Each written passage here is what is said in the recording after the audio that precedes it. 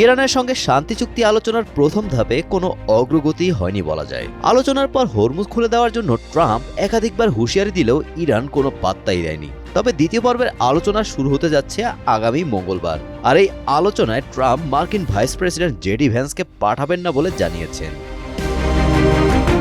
নিরাপত্তা উদ্বেগের কারণে পাকিস্তানের ইসলামাবাদে অনুষ্ঠিতব্য ইরান যুক্তরাষ্ট্র শান্তি আলোচনার দ্বিতীয় পর্বে অংশ নিচ্ছেন না মার্কিন ভাইস প্রেসিডেন্ট জেডি ভ্যান্স। রবিবার এবিসি নিউজকে দেওয়া এক বিশেষ সাক্ষাৎকারে মার্কিন প্রেসিডেন্ট ডোনাল্ড ট্রাম্প নিজেই ভ্যান্সের এই সফর বাতিলের বিষয়টি নিশ্চিত করেন। মূলত গোয়েন্দা সংস্থাগুলোর পক্ষ থেকে বড় ধরনের নিরাপত্তা ঝুঁকির সংকেত পাওয়ার পর এই সিদ্ধান্ত নেওয়া হয়েছে বলে জানা গেছে।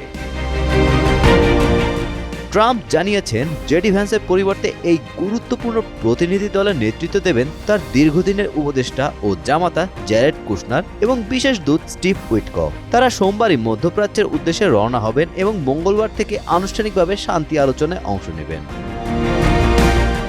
এর আগে জাতিসংঘে নিযুক্ত মার্কিন দূত মাইক ওয়ালস এবং জ্বালানি মন্ত্রী ক্রিস রাইট ইঙ্গিত দিয়েছিলেন যে ভ্যান্সি এই ঐতিহাসিক আলোচনায় নেতৃত্ব দেবেন। তবে শেষ মুহূর্তে নিরাপত্তা পরিস্থিতির অবনতি হওয়ায় সফরসূচিতে এই বড় পরিবর্তন আনা হলো।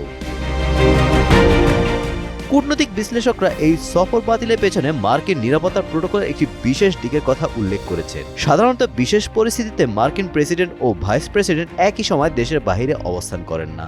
ভ্যান্সের সফর বাতিল হওয়ায় এখন গুঞ্জন উঠেছে যে ইরানের সঙ্গে শান্তি চুক্তি যদি চূড়ান্ত পর্যায়ে পৌঁছায় তবে প্রেসিডেন্ট ট্রাম্প নিজেই ব্যক্তিগতভাবে পাকিস্তান সফরে যেতে পারেন। আপাতত কুশনারের নেতৃত্বাধীন প্রতিনিধি দল ইসলামাবাদে আলোচনার টেবিলে থাকবে।